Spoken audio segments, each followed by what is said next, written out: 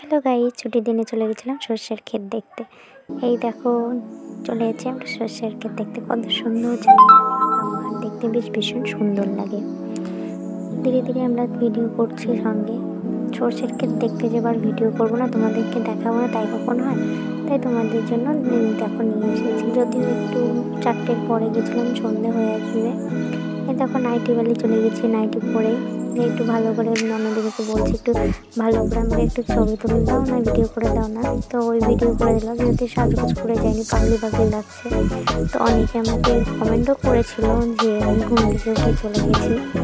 এই যে আমার ননদিনী একটা, আর এটা হচ্ছে আমরা পড়াশোনা করবো না, আমরা কি করবো বান্ধবী? আমরা বিয়ে করব। ভিডিও করেছি, তারপরে লাস্ট মোমেন্ট হলো সবথেকে বেশি মজা। দেখো বিউটিফুল, এদিক মুখ দেখা, এদিক বিউটিফুল।